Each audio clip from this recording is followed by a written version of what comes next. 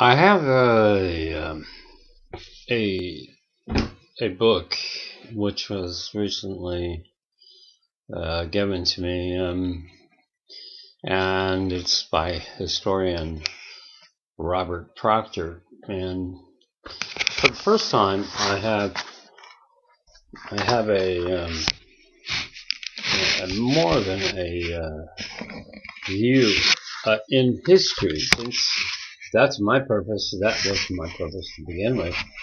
To try to give a history of what was happening, at least to the point that I was contributing in some way that could be described as a whistleblower, but it doesn't really fit when you're actually doing an historical review of a, um, a an enormous amount of time and history in documentation of the tobacco industry. And I've always had, since 1988, the theory, as it developed, that if you could grasp the history of how cigarettes and tobacco have developed in the form of a non-academic way, maybe from a historical perspective rather, you could be able to read their minds, so to speak, as to how they exercise their professional marketing, and how they exercise and execute their very successful career. It devolves from a very unsophisticated type of a tool and into a very highly sophisticated subterfuge of advertising, which you find in modern advertising, particularly as it relates to television, cinema. So I'm going to take a lot of time off and on to review some of the work of Robert Proctor, who wrote a historical view of the origins and origins of the cigarette catastrophe, called the Golden Holocaust. I believe this was published in 2011, and it's again published as was Stanton Glantz's book, the cigarette papers, by the University of California Press in Berkeley. And I believe, upon knowledge that I have, there was a translation going to be done in French of this book, which is probably going to be quite an undertaking. It's a long book, and it's exhaustive in many ways. And there's some very interesting observations about what I believe was a book that Mr. Proctor had done before this book was published, and it had to do with the Nazis and their control of tobacco. At least it was something that was a curiosity in many ways, a kind of revelation that added to some of the things that I saw in the German tobacco production, particularly as tobacco related to the German purity laws, and how they deal with purity laws. And most of the things that you find in tobacco control are secondhand, or they're either public awareness documents. So in Mr. Proctor's notable dedication, he is very excited about the find that comes from the tobacco legacy documents, which were the original, at least the original of the legacy documents. The first of which were the enormous contribution by the Brown and Williamson collection, and also what might be termed the appendage to those documents, which indelibly were attached to the Waxman hearing of June in 1994. In other words, you have actually the same documentation, but there was a second pull of those documents, which were far more. No, they weren't more insightful, but they certainly were a good addition to that. So when attributions are made, and Mr. Proctor begins his exhaustive analysis of the industry as a historian, for the first time, this is done from not an academic in medicine or in the field of advocacy, but a bona fide historian, which I think is valuable, because there is there's a perspective of history, and maybe even though it comes some years after the fact, there is a theory that people who write at the time about the history don't exactly get it right, and those who get it after, a little bit later, perhaps, as in the case with the development of Christianity, are more prone to get some factual information in less of a mythological way. On the other hand, the striking example to the first academic publication by medical people was the AMA journal. And in terms of tobacco advocacy, the AMA had been historically involved with tobacco for a number of times, as Mr. Proctor duly points out in his narrative at some point. Some of the things, however, in this this exhaustive piece is very, very, I'd say it's in some ways new, in some ways not, but it certainly is exhaustive, and from a different angle, so to speak, maybe a different agenda, because he's appealing to an historical evaluation. Well, so I'm going to devote some time to this, but I think because that's what I'm doing, that's what I intended to do, is a history of the tobacco campaign from the time that I got involved in January of 1988. And at that time,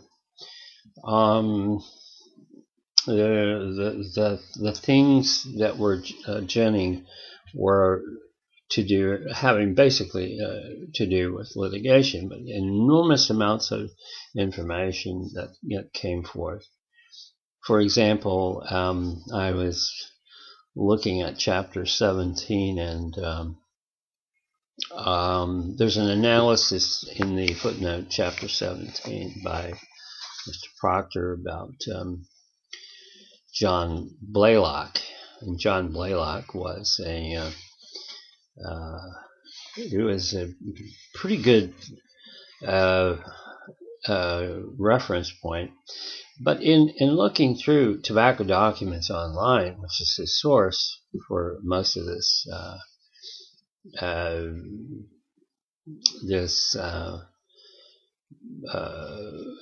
representation of history, and if it weren't for this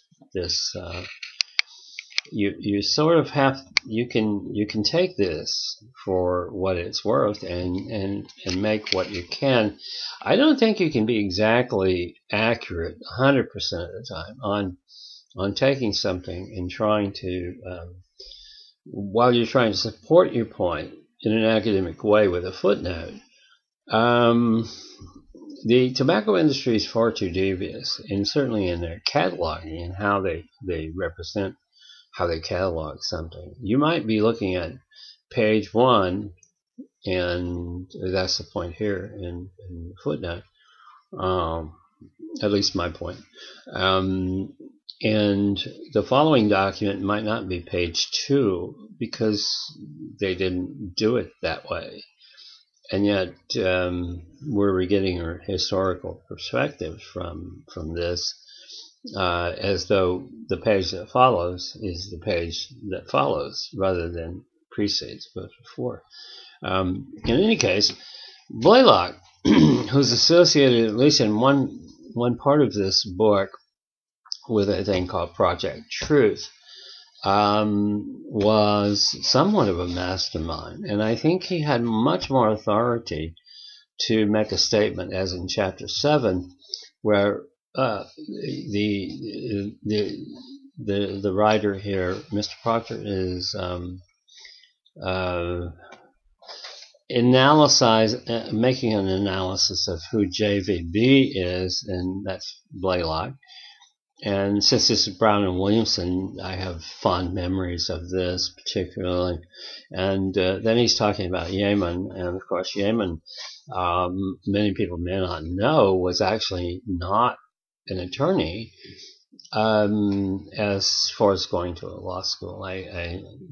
This was debated at one point, and found out he was grandfathered, and that was fine. And so in reviewing Blaylock and Yeaman's files, there's an initial somehow in the margin, and it's CM, and this is from the marketing department. And what's the point here is there's a statement, doubt is our product, a mantra which is not only pre-established long before it's written in this particular footnote, but is in an attempt to identify who first said it. You as an historian are making a point of, well, looks like this, looks like that, can't be that, but it must be this.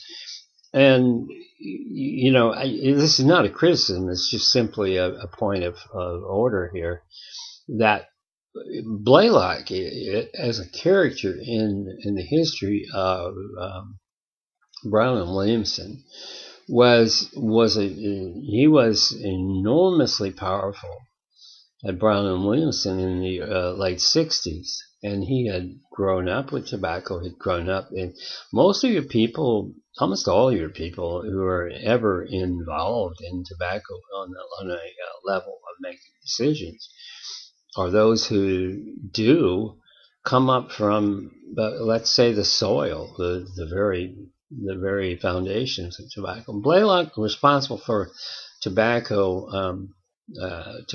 advertising, promotion, and marketing in 1968-69. Was a humongous individual. He was just huge as far as being able to associate himself with anything.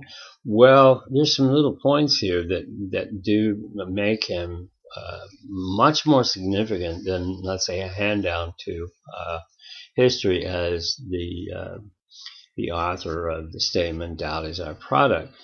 But I will say probably most likely and no definite uh, no no indefinite point here. If Blaylock had anything to do with it, he he certainly was perpetuating something that had long been a quotation of authority in the tobacco business. And if it's important to establish that Blaylock or Mr. C.M. Actually authored this mantra, it's okay. But if I had to say positively and identify this statement, I'd say it's more Blaylock. It's definitely a Blaylock comment based on Project Truth. Project Truth, by the way, and it's just passed over here, is an extremely interesting advertising promotion because it goes directly to the heart of what Brown and Williams was doing in the late 60s, 68, 69, approaching what might have been a killer blow to the industry in the placement of their advertisement on TV, the removal of it by the by the consent decree, and at one most passionate moment here, where Blaylock is involved with the actual invention and the creation of Project Truth, and somehow, if you follow, and it's hard to follow because when you paginate something, you go 1, 2, 3 normally in life. Well, when you ask for production of documents, it may not be that way in this particular project for developing a means of reading documents. And I know that there's an exhaustive way of trying to find out exactly what they did.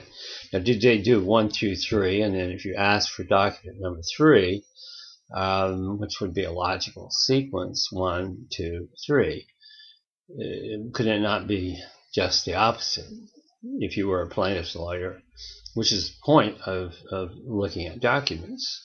And so let me refer to John Blaylock is in footnote number 7 to Mr. Proctor's work.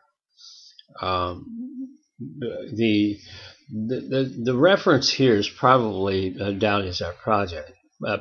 It is most likely attributable to Project Truth, and Project Truth is actually totally of the mindset and the productive creation of Blaylock and his group.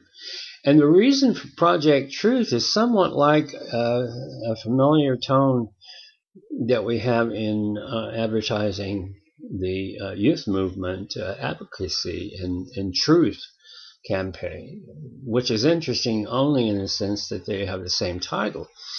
They certainly have different purposes.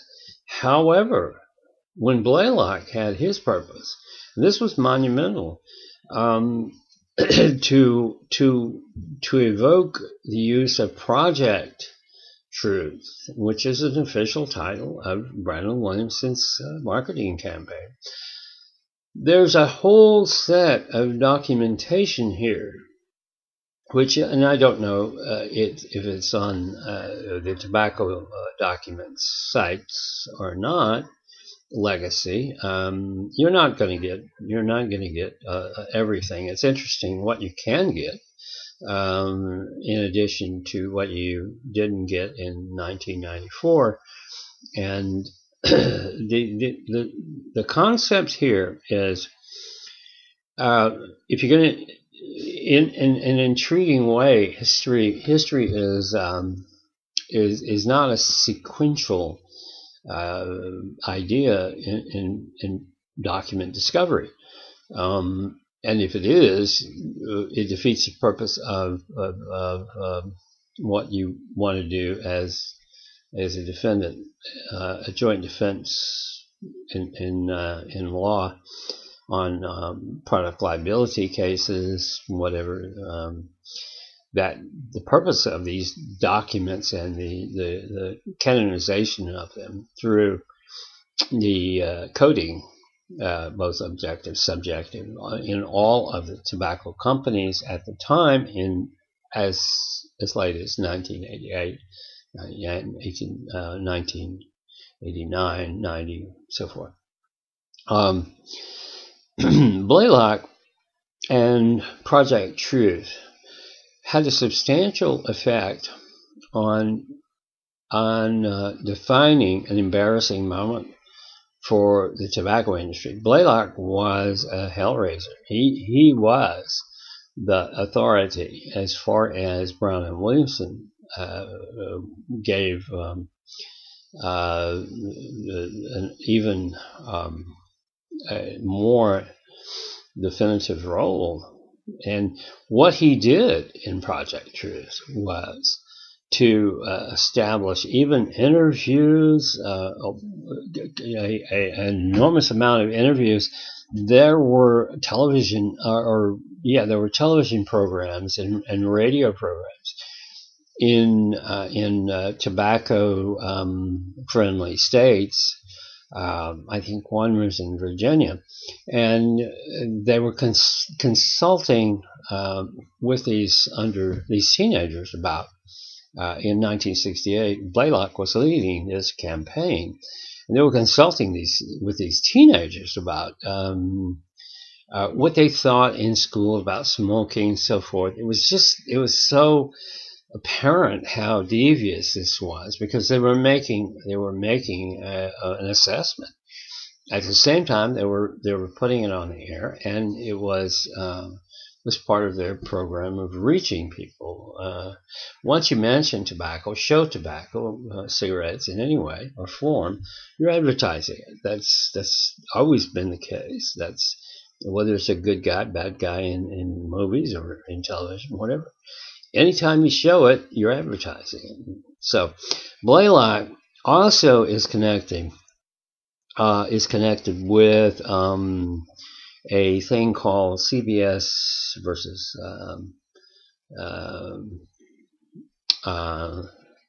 it's Brown and Williamson versus Jacobson, which is eventually settled as Brown and Williamson versus CBS, which is Jacobson.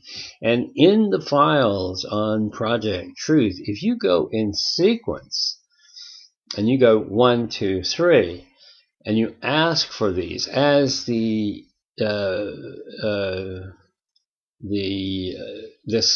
actually happened in order to create a lawsuit against Brown and Williamson, which, by the way, they won in 1988,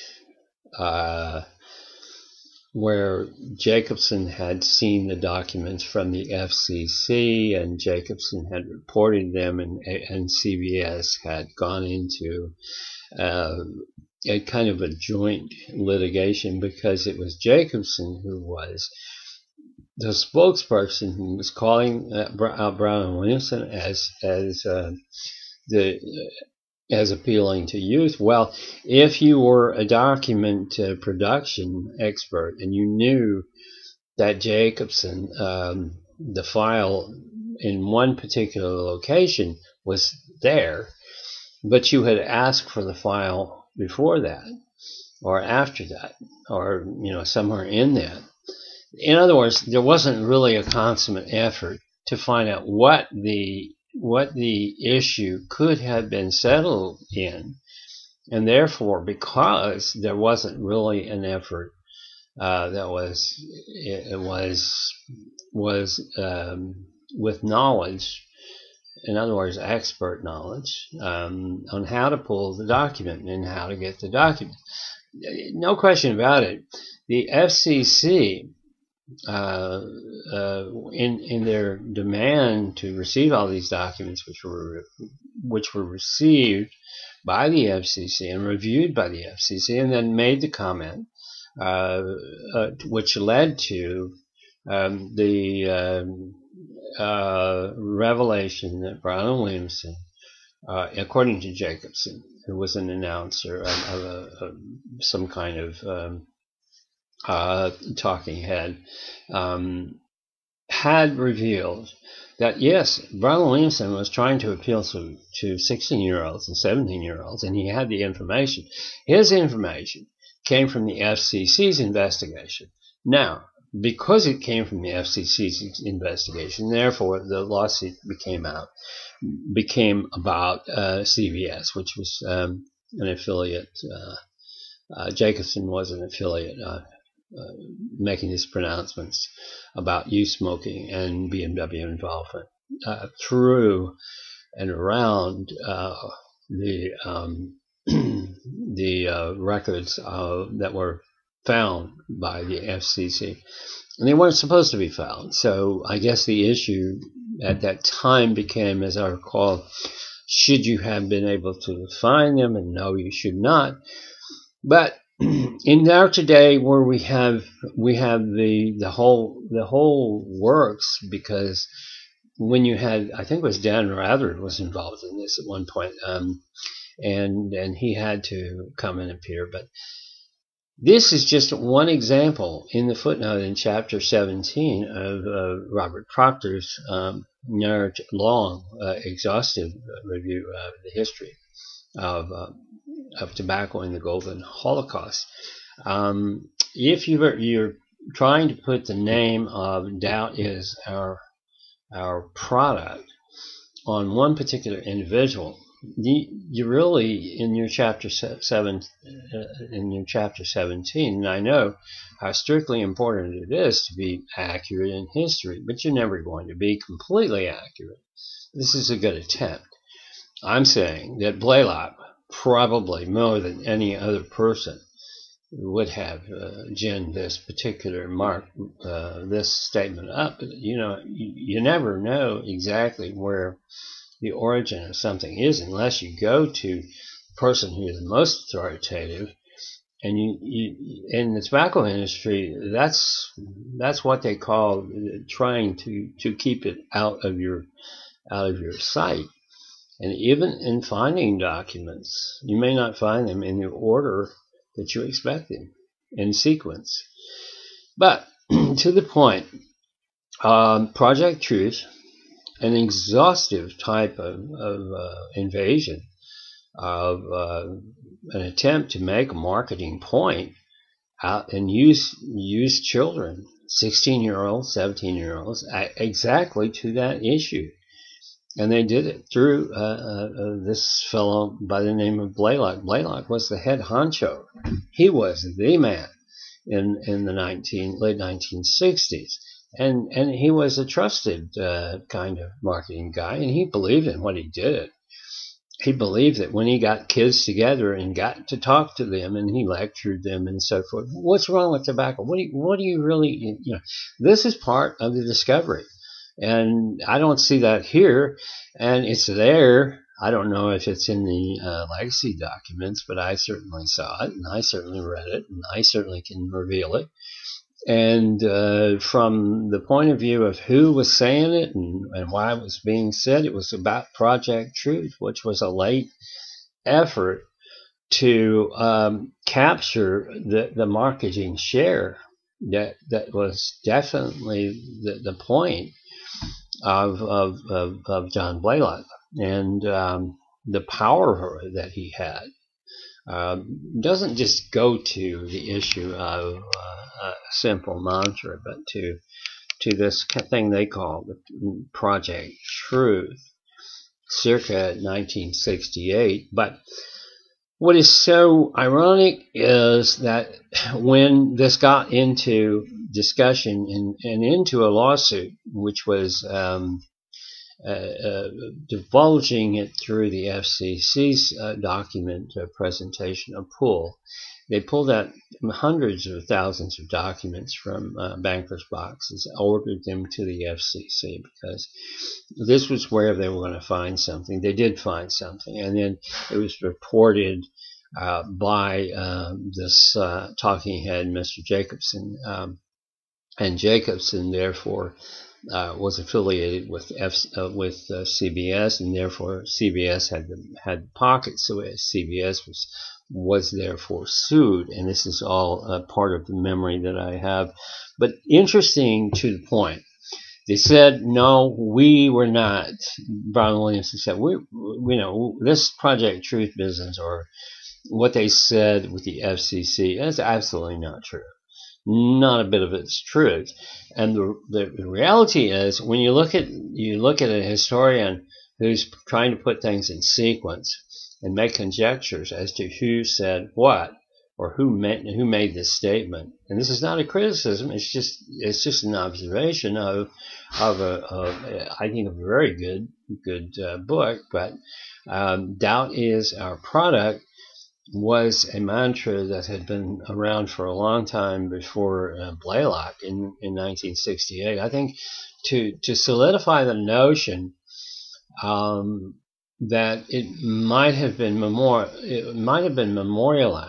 in Blaylock's Project Truth, to the effect that it would stand as something that you want to represent as a footnote and attribute it to Blaylock. The importance is not lost on the fact that this is part of Project Truth.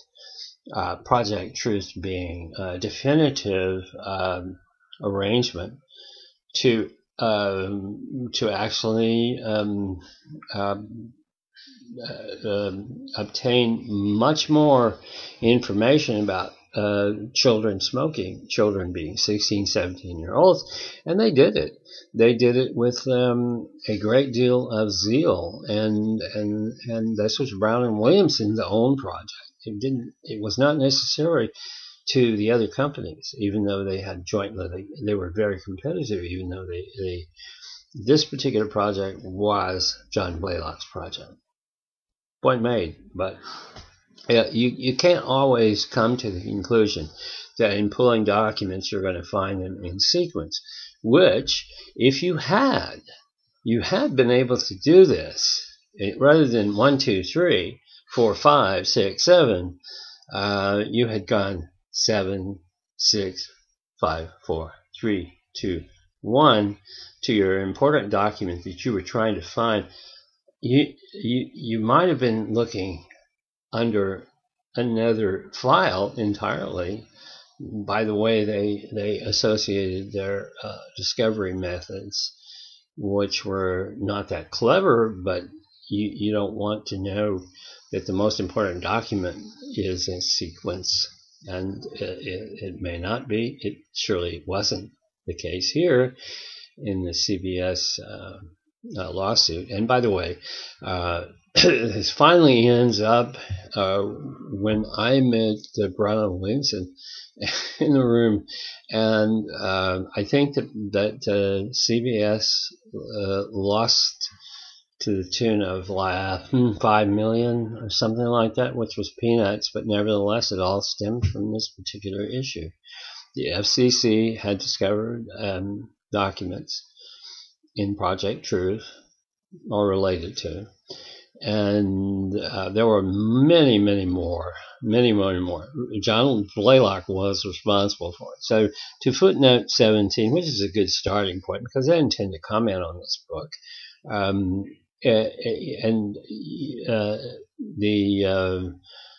the use of John Blaylock in trying to determine whether it was his thought to memorialize doubt is our product by this author. I don't think you'll ever quite get that. I don't know exactly what Legacy Documents has in terms of that. I don't remember pulling anything about Blaylock. It wasn't that significant to me. On the other hand, the reality, the truth of it is, in the memory, that Blaylock's Project Truth was so apparent. There were so many facets to it. Didn't last long, but it was Blaylock's. And yes, doubt is our product, but what they were trying to do was to capture youth. I was 16, 17, and they had total use of television, and they had the use of broadcast networks. And it's interesting, this all ends up, I don't know, somehow explaining, I believe Dan Rather had to come up and say something at one point and another point, and blame was put on poor Dan Rather for something in repeating what Jacobson said as an affiliate of CBS, and CBS was perfectly right. And I guess the point was the FCC had divulged it and CBS had used it. And Brown and Williamson was infuriated because their Project Truth was not about trying to get youth smokers. Okay, we'll bless you on that point.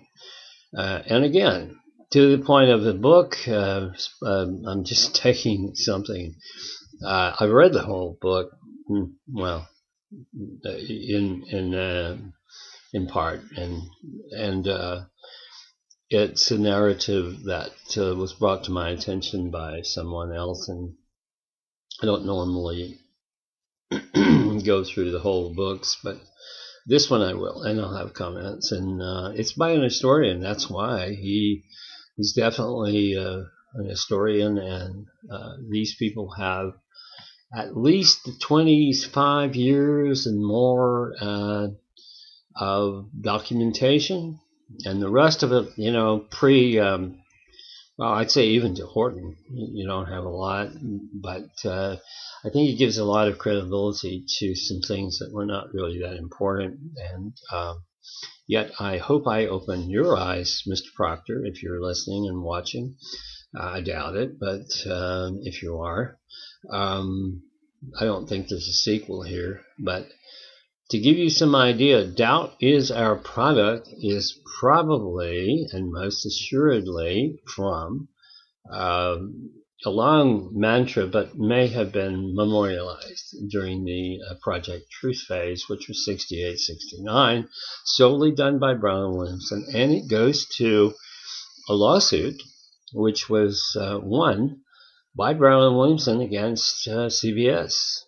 CBS should have never had to pay the $5 million because they'd just been able to look at the document that I saw, which happened to be before the documents that were produced and quoted by the FCC.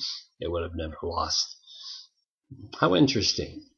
Well, to be a historian is one thing. To be to be in the actual room where these documents were showing up, and you know how they were arranged and how they were not produced, because no document was ever produced. And that's, I guess, why the FCC issue became when they found a document and purportedly released it to CBS affiliate Jacobson. And then, of course, CBS loses their lawsuit in 88. And $5 million was donated to charity. There was a big, large celebration in the room. I didn't take part, but this is kind of like, oh, holy cow. Anyway, I will be talking about Mr. Proctor's historic review, and it is interesting. Thank you.